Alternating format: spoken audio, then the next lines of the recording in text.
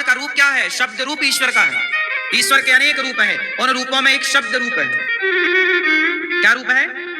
शब्द। शब्द जो हम शब्द सुनते हैं, जैसे आप भगवान की कथा सुनते हो ना, तो कथा सुनने से क्या होता है, इतना प्रेम जागता है, कई बार आंखों से आंसू आ जाते हैं। तो शब्दों में आपको किसी ने डंडा नहीं मारा, लेकिन आंसू आ गए ना।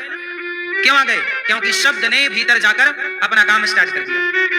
शब्द जब भीतर जाते हैं तो भक्ति जागती है। जितना पाप होता है वो पानी बन बन करके आंसू के रूप में पिघल पिघल के सब बाहर आ जाता है। और क्यों भाई? और आदमी हो जाता है बिल्कुल निष्काम।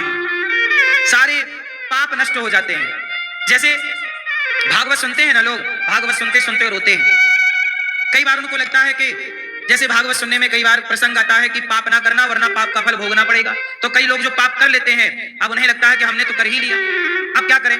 तो वो कथा सुन के रोते हैं, भगवान के लिए तड़पते हैं, प्रभु अब गलती हो गई, स्वीकार कर लो। क्या हम पापी को स्वीकार नहीं करोगे? हमने गलती कर दी, पाप कर दिया। जब वो व्यक्ति भगवान की कथा में इस तरह प्रायश्चित करता है, रोता है, आंसू बहाता है, तो कथा भगवान उसे उस पाप से मुक्त कर देते हैं। कथा व्यक्ति को पवित्र करती है। इसलिए कानों से केवल कथा नहीं, कथा रूप में भगवान जाते हैं।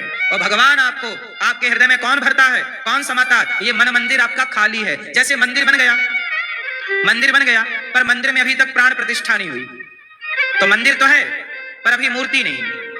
मंदिर है पर उसी तरह आपका हृदय मंदिर तो बन चुका, आपका हृदय पवित्र तो हो चुका कीर्तन करने से, नाम जप करने से, लेकिन अभी तक हृदय में प्रतिष्ठा नहीं हुई। लेकिन जब भगवान की कथा सुनते हैं तो कथा सुनकर हृदय में भगवान प्रतिष्ठित हो जाते हैं कि हाँ, प्रविष्टः कर्णरंध्रेण, प्रवेश कर गए भगवान। अब आपके हृदय में प्रतिष्ठा होगी।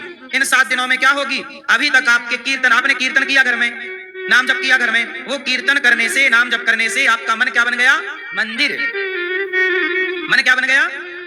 मन हो गया पवित्र। लेकिन अभी मंदिर तो बन गया, लेकिन अभी तक प्रतिष्ठा। तो जब भागवत सुनता है व्यक्ति, तब जाके उसके हृदय में भगवान प्रतिष्ठित हो जाते हैं। इसलिए भागवत भगवान को प्रतिष्ठित करती है। इसलिए कहते हैं सबको भागवत सुनना चाहिए। अपने माता पिता के नाम से पोथी पाठ कराना चाहिए, ताकि 7 दिनों की भागवत हम साप्ताहिक कम से कम खर्चे में हम पोथी पाठ करा सकते हैं। तो आप लोग भी अपने पितरों के लिए, पूर्वजों के लिए, घर की सुख शांति समृद्धि के लिए भागवत जी के पोथी पाठ करा सकते हैं। अभी 25 अक्टूबर से यहाँ भागवत जी के पोथी पाठ होंगे, कार्तिक के महीने में। तो आप भी अपने माता के लिए, पिता के लिए, पूर्वजों की सदगति के लिए भागवत जी सब जरूर सुनना। अपने माँ बाप को जीते जी या मर गए हैं, मृत्यु हो गई है, परम धाम चले गए, तो एक बार उनके नाम से ये शुभ अनुष्ठान भागवत जी के। मुझे पता है कि भागवत सुनने से व्यक्ति कैसा भी पापी हो, ये मानवः पापकृतस्तु सर्वदा सदा दुराचार रता विमार्गगाः क्रोधाग्नि दग्धः कुटिलाश्च कामिनः सप्ताह यज्ञेन कलौ पुनन्ति ते। अजामिल नाम का एक पापी था। एक पंडित जी थे, आत्मदेव। नारद जी ने भक्ति को भागवत सुनाई, उनका दुख दूर हुआ। सनकादियों ने बैठी भागवत सुना रहे हैं। उसी भक्ति महारानी इनको जब भागवत सुनाई, भक्ति भक्तों के हृदय में प्रतिष्ठित हुई। उसी प्रसंग में एक कथा आई कि एक पंडित जी थे, आत्मदेव उनका नाम था।